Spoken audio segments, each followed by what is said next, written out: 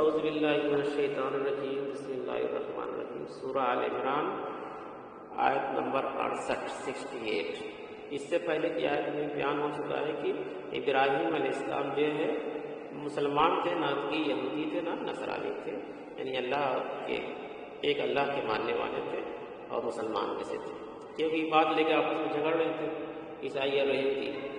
اب اس کے آگے کی آیت دیکھیے، اِنَّا اول الناس بابراہیم للذین اتبعوا، یقیناً ابراہیم علیہ السلام سے سب سے زیادہ قربت رکھنے والے لوگ تو وہ ہے جنہوں نے ان کی پیروی کی، یعنی سب سے زیادہ ان کے قریبی کون ہیں؟ جنہوں نے ان کی بات مانی، یعنی ایک اللہ کی عبادت کی، اس کے ساتھ کسی کو شریک نہیں ٹھہرایا۔ وَهَٰذَا النَّبِيُّ وَالَّذِينَ آمَنُوا، اور اب یہ نبی حضرت محمد صلی اللہ علیہ وسلم جو ان پر ایمان لائے اس نسبت کے زیادہ حقدار ہیں، یعنی ایک تو ان کے ماننے والے کون ہیں؟ جو ابراہیم علیہ السلام کے راستے پر چلنے والے، وہی بھی زیادہ قریب ہے۔ اور پھر دوسری آیت میں بتایا، دوسری جگہ بتایا اللہ نے کہ جو حضور صلی اللہ علیہ وسلم کے راستے پر چلے گا وہی سب سے زیادہ قریب ہوگا ابراہیم علیہ السلام کے۔ واللہ ولی المؤمنین، اور اللہ مومنوں کا ساتھی ہے۔ وہ اہل ایمان کا حامی و مددگار ہے، پشت پناہ ہے اور حمایتی ہے۔ اگر آپ مومن ہیں تو آپ کا مدد ہوگی اللہ کی طرف سے، بس یہ کہ آپ مومن بن جائیے۔ جیسے ابراہیم علیہ السلام کے اللہ نے کیسے مدد کی تھی، جو نمرود بادشاہ تھا، آپ کو جو ہے آگ میں آلہ بنا کے ڈال دیا تھا، تو آپ نے اللہ سے دعا یہی کی تھی، اللہ نے پھر ان کو آگ سے بچا لیا، پورا واقعہ ہے۔ تو مومن ہونے کے لیے دو طرح کے، ایک ہوتا ہے مسلمان، ایک ہوتا ہے مومن۔ جو بھی جنت کا وعدہ کیا گیا ہے، جو بھی اللہ کی مدد آئے گی وہ مومن کے لیے آئے گی۔ مومن اسے کہتے ہیں جو اللہ کی شریعت پر، اس کے قانون پر چل کے اپنے آپ کو دکھا دے، وہی مومن ہے۔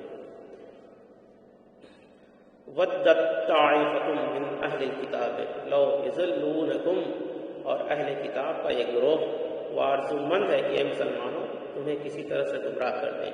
جو اہل کتاب تھے کون تھے؟ یہودی اور عیسائی، یہ دو طرح کے لوگ تھے، اور یہ چاہ رہے تھے کہ مسلمانوں کو کس طرح سے گمراہ کر دیں، یعنی اپنے دین سے ہٹا دیں، یعنی حضور صلی اللہ علیہ وسلم کی پیروی نہ کریں۔ وما يضلون الا انفسهم وما يشعرون، اور وہ نہیں گمراہ کر سکیں گے مگر اپنے آپ کو، لیکن ان کا شعور نہیں ہے۔ یعنی اللہ تعالیٰ کہتا ہے وہ تم کو گمراہ نہیں کر سکیں گے، ان کو اس کا علم ہی نہیں ہے۔ جو اللہ اس رسول کا ماننے والا، اس کو کیسے کوئی گمراہ کر سکتا ہے؟ یا ایھا الکتاب لم تکفرون بآیات اللہ وانتم تشہدون، اہل کتاب تم کیوں اللہ کی آیات کا انکار کرتے ہو جبکہ تم خود گواہ ہو۔ یعنی جو انجیل کی، جو تورات تھی یہودی اور عیسائیوں کی، اس میں حضور صلی اللہ علیہ وسلم کی آمد کا ذکر تھا، اور وہ جان بوجھ کے اللہ اور اس کے رسول کا انکار کر رہے تھے۔ وہیں پہ بات بتائیے کہ تم تو اہل کتاب ہو، تم تو سب بات جانتے ہو کیا حق ہے کیا نہیں ہے، اور تم قرآن اور صحابہ قرآن صلی اللہ علیہ وسلم کی حقانیت کے قائل لوگوں کو پہچان چکے ہو، دل میں جان چکے ہو، پھر بھی ایمان نہیں لائے۔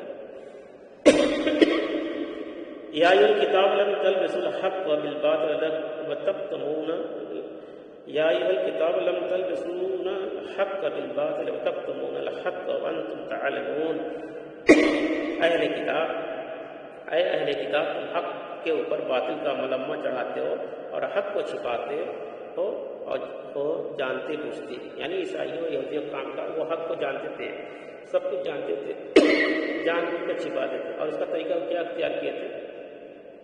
وہ ایک پلانی کے ساتھ ایمان لاتے تھے، ایمان لا کے پھر مکر جاتے تھے، ایمان لا کے میں نے مسلمان ہوئے، پھر اس کے بعد مکر گئے، مرتد ہو گئے، اور پھر لوگوں کو ایک میسج دیتے ہیں کہ دیکھو اس دین میں کچھ گڑبڑی لگی تو وہ آدمی واپس ہو گیا۔ اور آج بھی اس طرح کے دو انسان اس وقت یوٹیوب میں چل رہے ہیں جو اپنے آپ کو ایکس مسلم کہتے ہیں۔ کیا کہتے ہیں؟ وہ ایک پلانی کے تک مسلمان دین کو اپناتے ہیں، پھر آ کے اس کی کمی، پھر مرتد ہو جاتے ہیں، اس سے پھر جاتے ہیں، اور پھر اس کو دین کیا کرتے ہیں، اس میں کمیاں نکالتے ہیں، یعنی مسلمانوں کو میسج دیتے ہیں کہ کچھ نہ کچھ اسلام میں کمی ہوگی۔ یہی حال تھا یہودی اور عیسائیوں کا۔ سورہ بقرہ کے 5ویں رکوع میں مضمون اس طرح سے آیا ہے، وَلَا تَلْبِسُوا الْحَقَّ بِالْبَاطِلِ وَتَكْتُمُوا الْحَقَّ وَأَنْتُمْ تَعْلَمُونَ، یا ایھا الکتاب کے سیغے میں خطاب ان کے ساتھ ہو، یا اسی طرح سے ان کا دائنہ انداز ہو۔ اس طرح سے اللہ تعالیٰ نے اس بات کو بتا دی گئی مسلمانوں، یہ جو بات وہ بتائی گئی ہے قرآن میں یہ قصہ کیوں بتایا گیا یہودی عیسائی؟ کیونکہ اس وقت بھی ویسا ہی کام چل رہا ہے. بہت سے لوگ مسلمان ایمان لاتے ہیں پھر جاتے ہیں، پھر دین میں نقطہ نکالتے ہیں، دین کو برا بھلا کہتے ہیں. جب برا بھلا کہتے ہیں تو اس میں کیا کہتے ہیں، اور جو نادان مسلمان ہوتا ہے وہ سمجھتا ہے کہ لگتا ہے کہ دین میں کچھ کمی، تبھی تو ایمان لایا تھا پھر گیا. تو ایسا نہیں ہوتا، پلانی کی طرف یعنی گمراہ کرنے کے لیے، یعنی مسلمانوں کو خاص طور سے گمراہ کرنے کے لیے سب طرح طرح کے چالیں چلتے ہیں. تو اللہ تعالیٰ کہتے ہیں ایسے لوگوں سے ہوشیار رہو. اور اللہ تعالیٰ کہتا ہے کہ تم کبھی گمراہ نہیں ہو سکتے اگر تم اللہ اس کے رسول پر یقین رکھتے ہو. دو چیزیں ہیں اللہ کے رسول صلی اللہ علیہ وسلم نے حجۃ الوداع کے موقع پہ کہا تھا کہ میں تمہارے بیچ دو چیزیں چھوڑ کے جا رہا ہوں، قرآن اور سنت رسول اللہ نے. اللہ کے رسول طریقہ تم اس کو مضبوطی سے پکڑے رہو گے کبھی گمراہ نہیں ہوگے. اور یہی بات آج مسلمانوں کی سخت ضرورت ہے. قرآن اللہ کتاب جو صحیح معنوں میں ایک دم حرف بحرف موجود ہے، اس میں کوئی کمی بیش نہیں، اس کو پڑھیں، اس کو سمجھیں. اور قرآن آسان ہے. 26ویں پارے میں اللہ تعالیٰ نے بتایا کہ بولے یسرنا القرآن للذکر فہل من مدکر، ہم نے قرآن کو آسان کر دیا، کوئی ہے سمجھنے والا. اس لیے قرآن ہر انسان سمجھ سکتا ہے، اور انسانوں کے لیے ہے ہی یہ قرآن، یہ فرشتوں کے لیے نہیں ہے، انسانوں کے لیے. اس لیے انسان اس کو سمجھ سکتا ہے. اگر کوئی اس طرح سے بھی لوگ گمراہ کرتے ہیں کہ ابھی قرآن سب کے بس کی بات نہیں ہے، سب نہیں سمجھ سکتے، تو ایسی بات نہیں ہے. تو ترجمہ ہر زبان میں موجود ہے، اور دعا کرنی چاہیے اور پڑھنا چاہیے، کوشش کرنا چاہیے. اللہ سے دعا ہے کہ ہم لوگ اس آیت کو ہر زبان میں ترجمہ ہے، صرف ترجمہ پڑھ لے انسان، اس کے لیے ہدایت کافی ہے. اللہ تعالیٰ سے دعا ہے کہ ہم لوگ اس آیت کو عمل کرنے کی توفیق عطا فرمائے. آمین ثم آمین.